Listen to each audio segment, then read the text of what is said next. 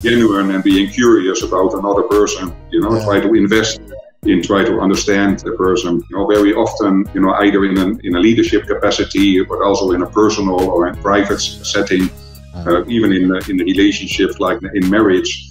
Very often our actions are driven by our emotions, and our emotions are driven by how we observe or the gap that we have in knowledge or how we interpret things around us. Being very curious and not jumping to conclusions. Hello, hello, hello. Welcome to another Knowledge Bomb episode of Lead to Greatness, where we believe in helping others reach their greatest potential and together change the world. And if this is your first time, don't forget to subscribe. Hit that like button, hit the notification bell so you won't miss any of these amazing episodes. And if you're on iTunes, go ahead and rate the podcast and leave a review. That helps get the word out to great leaders and entrepreneurs like yourself. Hello, Jan. How you doing, sir? Pretty good, Cedric. How are you doing?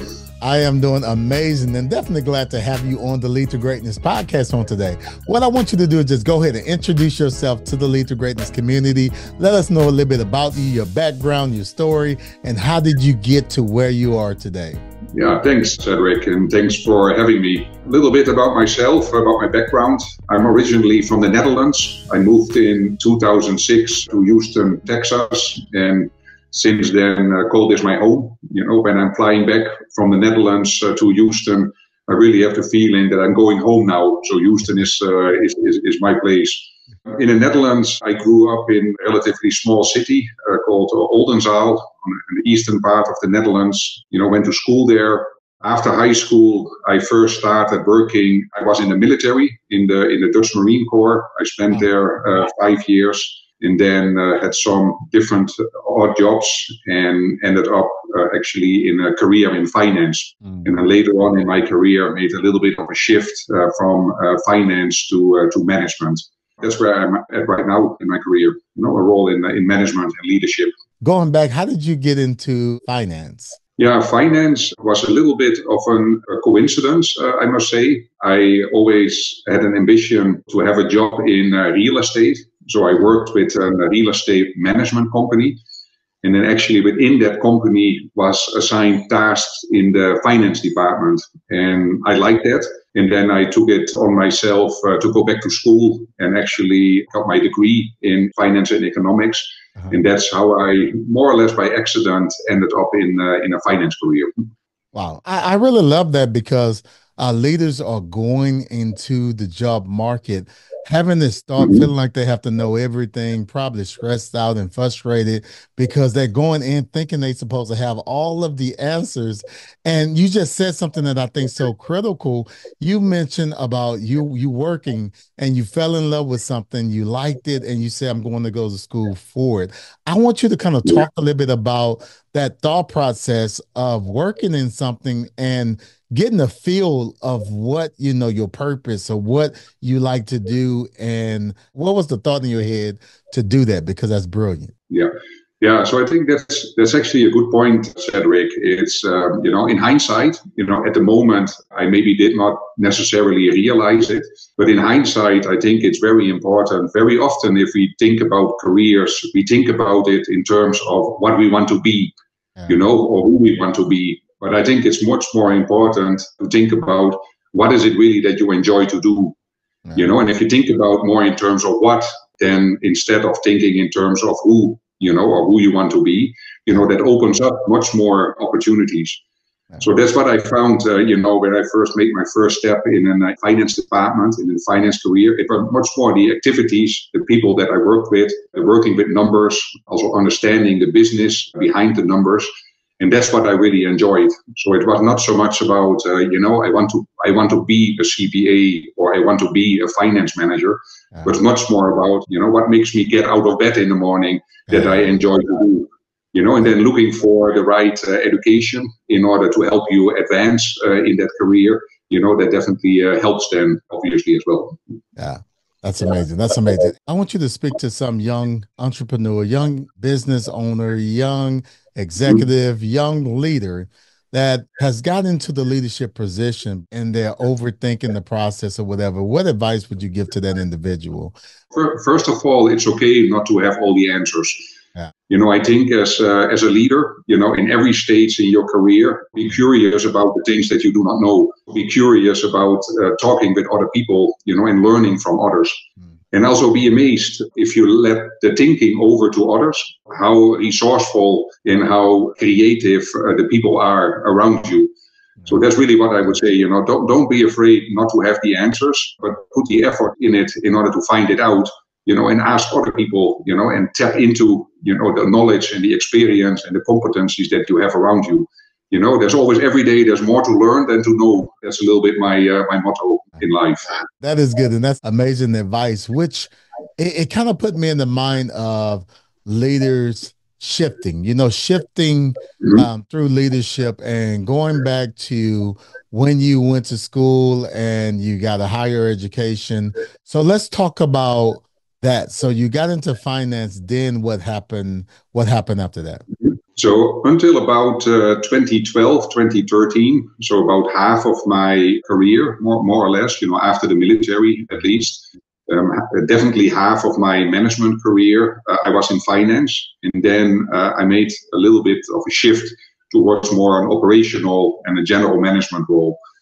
That was a deliberate choice. So I like to be involved in diverse topics, and I found myself at the time a little bit pigeonholed in the finance department. I had the opportunity to take on a leadership role actually in Mexico, and then worked for the company I worked for in Mexico for 4 years. And that was really my shift from finance into more general management. And then at that time, I also found that so I'm a very big believer in lifelong learning. I really try to do every year some type of education, something shorter or something longer. Sometimes it's also informal learning, so not all the learning you have to do in a formal setting. So I also, at the time, I took it on myself to go back to school and to pursue a technical degree besides the finance and economic degree.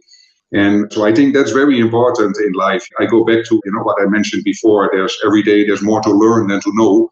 I think it's important to kind of force yourself to always continuously to learn something. And it doesn't matter in what setting it is. It can be formal or informal. So that's how I more or less entered into a more general management function. And I like what you're saying, that the shifting in leadership, in your career. There's actually a good book about that. It's called Leadership. And it talks about different moments during your career where you maybe need to rethink a little bit your approach.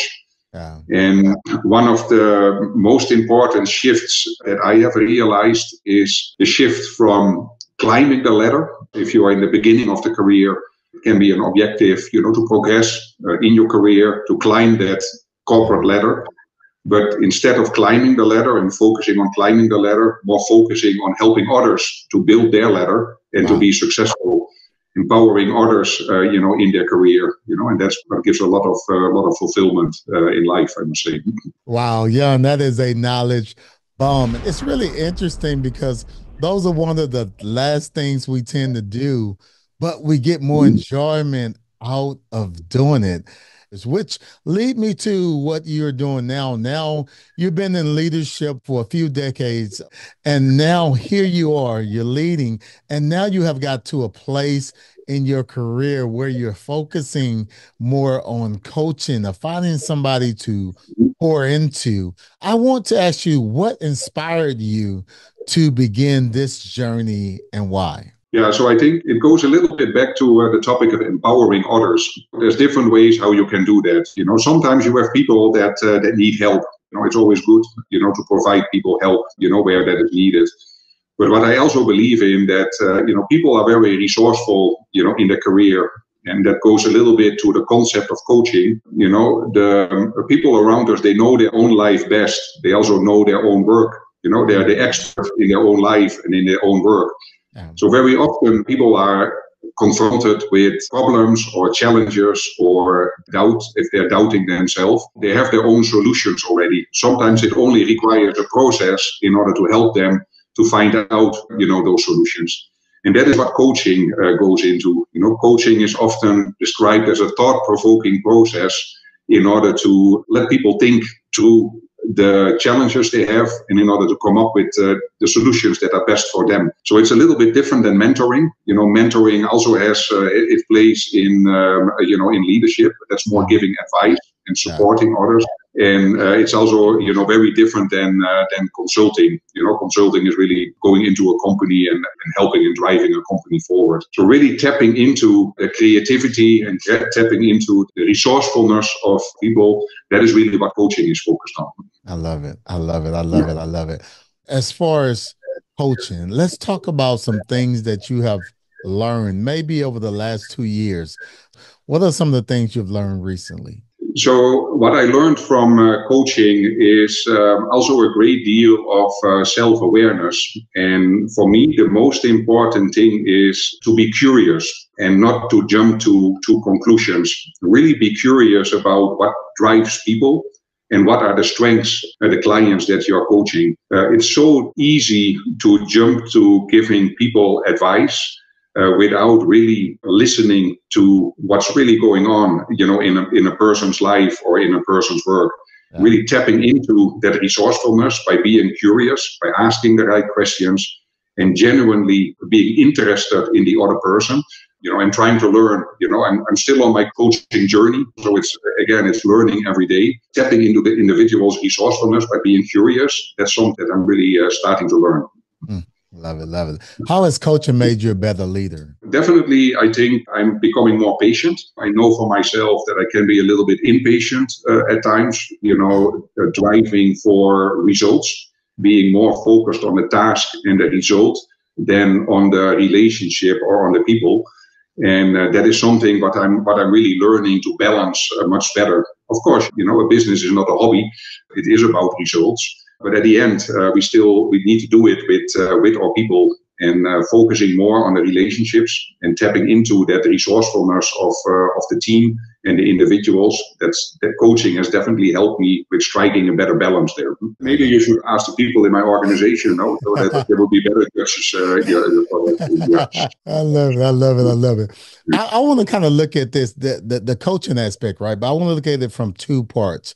You have the coach and you have the individual that's being coached. So first, from the coach, what is a big mistake that you have made or if you have seen coaches make while coaching? So the first thing what I would say is not staying true to the client's agenda, especially when you coach within a organizational setting. As the coach or as a coaching leader, you also have your own agenda, and then there is the company agenda. But really, if you are in a coaching mode, you should really focus on the individual and on the individual's agenda. And the second thing is to be too much focused on the topic, because you're not coaching the topic, you're coaching the individual or the relationship between the individual and the topic. It's so easy, again, to give advice and to dive into a specific challenge or a specific topic. Sometimes you also may have yourself a lot of knowledge and experience with it, but that's not what coaching is about. It's not about the topic, but it's really about the individual and the relationship of the individual with the topic.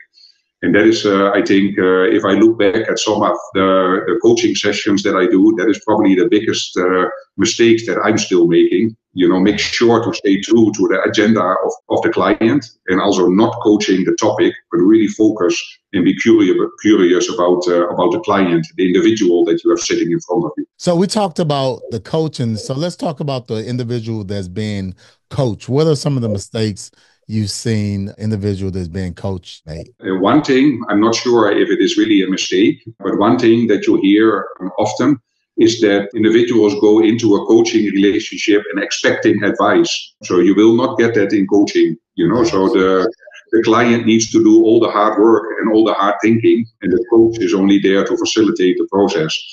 So that's a little bit the mindset, I think, also the client or the person that is being coached needs to have. It's not going to be easy, so you need to do the thinking during the process, and that's also where the value of coaching really is sitting.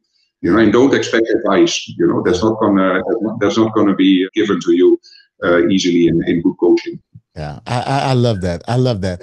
And one of the things also seen individuals make is the fact of like not being prepared when they show up, just kind of showing up and expecting the coach to have all the answers and the coach to do something, but don't have anything to work with. Yeah, no, it definitely helps if the client comes with a question, with a plan, So in your case, what has been your biggest benefit that you got out of coaching? My benefit from coaching is the listening aspect of it. So that, I guess, that really helped me as a leader, is sitting there and really listening and really being a listener that's really in tune, a listener that's really an active listener. Because a lot of time people talk and I tend to already have a response and already want to kind of cut them off when I think I know what they're talking about, but active listening. And here's the crazy part, Jan, it helped me in my marriage. It has helped me as a parent. It has helped me in a lot of different aspects of listening, because that's conversations I done had with my wife, and then I realized, like, man, I wasn't listening. So I mean, that's one of the things. Yeah. So we would have a lot of problems less in our life or in the world if people would just listen to each other. So it's yeah. Yes, but it's not always easy. I tell you. Yeah, that goes into being curious. So being genuine and being curious about another person. Try to invest in try to understand the person. Very often, either in a leadership capacity, but also in a personal or in private setting, even in relationships like in marriage. Very often our actions are driven by our emotions, and our emotions are driven by how we observe, or the gap that we have in knowledge, or how we interpret things around us. Being very curious and not jumping to conclusions. Yeah. Yes, sir. Yes, sir. This recording is in 2024, but just 4 years ago, 2020, pandemic happened. And I think every leader, this never happened before. The world was shut down. And we're talking about shifting from before the pandemic to after the pandemic. What are some things that shifted in your mind pre and post pandemic? No, so I think if I look back, definitely one thing pre and post pandemic, what I have seen is that the topic of mental health and well-being now things that you can much more openly discuss, and that are also on the agenda of a lot of companies. And I think before the pandemic, that was much more of a taboo in organizations, or even maybe on a personal level, people did not like to if you break your leg, everybody is okay talking about it. If you struggle with mental health issues, that was not an easy topic to talk about openly. It has become much more of an accepted topic, and also seen as something where, as organizations or as leaders and as individuals, we need to put our shoulders under to improve and help people that struggle with mental health or well-being. So that's, I think, before and after the pandemic, where I have seen a shift. And also what I've seen in particular, I think what was very unique of the COVID pandemic is how problems in the work and private environment kind of got intertwined with each other. People dealing at home with sick family members, and also affecting the workplace, or the other way around as well. So I'm not sure if it's good or bad, but I think that's just an observation, how things, it's very difficult. We always talk about work-life balance and leaving your work at the workplace and leaving your personal life at home. But during the pandemic, that became very complicated, because if you can talk about it as a good thing, what was good about it, that everybody was in the same boat. So there was more of an understanding about it, in my opinion. And then also one thing, during the pandemic, in my leadership role, I made a lot of mistakes. There was a lot of ambiguity, conflicting information, a lot of uncertainty, things we have never dealt with, that was new for everybody, and then you make mistakes.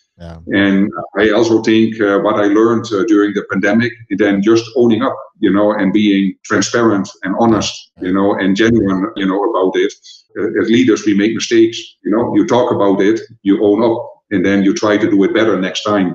And I think that's something that, if there's anything during the pandemic that I learned, it's probably that, so that owning up to your mistakes, and also as a leader, it's okay to be wrong at times.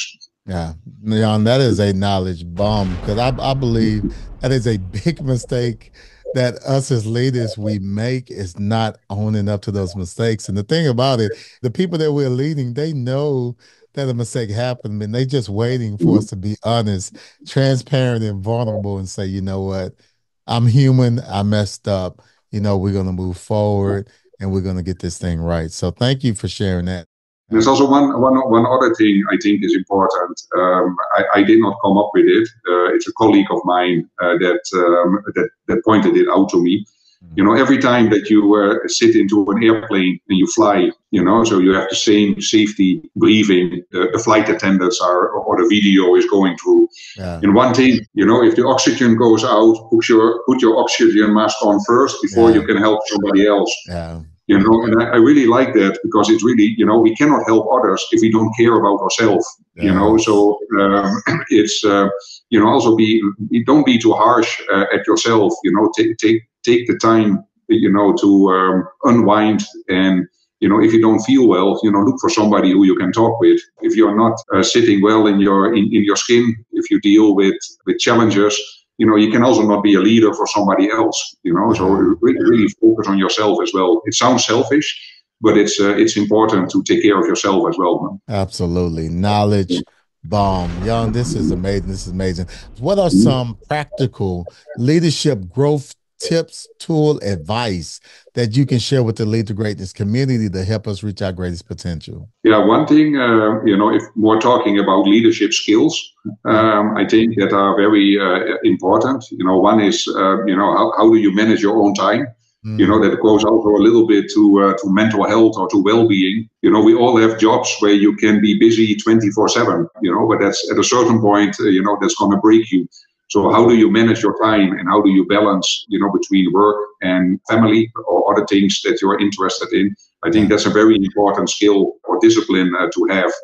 And a second thing that goes into that is also effective delegation. You know, so if we lead, you know, then by definition we have a team that we are responsible for. And how do you delegate in a way that you inspire and motivate those around you? You know, because if you don't delegate, you know, you will be a very uninspiring leader at the end, doing it in an effective way. So these two things, you know, how to manage your time, also to stay sane at the end, and also how to delegate effectively. I think these are two critical skills. Yeah. Jan, if you can go into a time machine and go back to 18-year-old Jan, what advice would you give him? I know my daughter is listening, so I should say, listen to your parents, you know, so, but that's maybe a little bit self-serving. What I really would say is try to identify the deliberate in finding the people around you that have a positive influence in your life. You know, because it's so easy when you're 18 to attach yourself to the people that are fun, the people that do the wrong things. And I also did that. You know, I also, looking back, I also can say that I maybe looked up to the wrong people. And if I really would have been a little bit more critical, I would have attached me more toward those that would have a positive influence on my life. That's what I really would do different. And for me, the military was a very big influence on me. I always say, you know, probably the first 5 years of my life, that's when your personality is formed. And then the second period in my life was that my time in the military. That was very, you know, that very shaped me. And I think you also spent some time in the military, I believe. So, yes, sir. So 4 years in the military, and it definitely it shifted my life, and I'm better because of it. My situation was coming out of a drug-infested environment, and I went to college. I was in this community where I had individuals I grew up with. They were kind of like, "Oh, you think you're better than everybody," and all these different things. So I felt like I was between a rock and a hard place. So I said, you know what, I got to do something different. And I didn't have any money. I come from, you know, poverty environment, family, you know, poverty or whatever. So military is my way out. And I didn't look back, and I don't regret a day of it. I mean, I really learned so much. It really shaped me and made me the person that I am today as an adult. So I'm really grateful for that. Good for you. Yep. I want to, even going back to the military situation. So what was one of those things, like right out of school or whatever? What was the defining moments a pivoting moment or something that happened when you were in the military? Yeah, that goes a little bit back to the topic of leadership. At least the military in the Netherlands at that time was a very hierarchical structure. So you report to your lieutenant, and the lieutenant reports to a captain, and whatever hierarchy you have in the military. Yeah. And very often military leadership is defined by rank. But what I saw in the military, those leaders that I looked up most, that were leaders among peers. That were the people that had the same rank, as I had, but really were able to keep a team together, that were that positive influence during a deployment, not because they had a couple more stripes on their shoulder, but just because of their character and what they represented in terms of leadership, like informal leadership among peers. And the strength of that is definitely something that I've learned in the time I was in the military. That's amazing. Yeah. That's amazing. I was listening to you and I thought about Sergeant Rowe. He was my sergeant in the military, and he told me something when I was no more than 20 years old. And he said something. He said, I want somebody to respect me for who I am, not for my rank. And those words stuck with me from then till now. And that was a big pivoting moment for me. So yeah. Jan, what an amazing interview on today. I definitely, again, excited that you came along to share. If someone wanted to connect with you and what you're doing, where should they go? So anybody can always, look me up on LinkedIn. That's probably the easiest place. If it's easier, if somebody reaches out to you and want to get in touch with me, that's also perfectly fine. But LinkedIn is probably the easiest way. Just connect on LinkedIn, send me a message, and I will get back with everybody who reaches out to me. Jan, on behalf of the Lead to Greatness community, I want to thank you so very much for taking time out of your busy schedule and adding value to us all. No, thank you. Thanks for having me, Cedric. We want to thank you for joining us today on the Lead to Greatness podcast. So remember, if you help others reach their greatest potential, together we can change the world. Peace.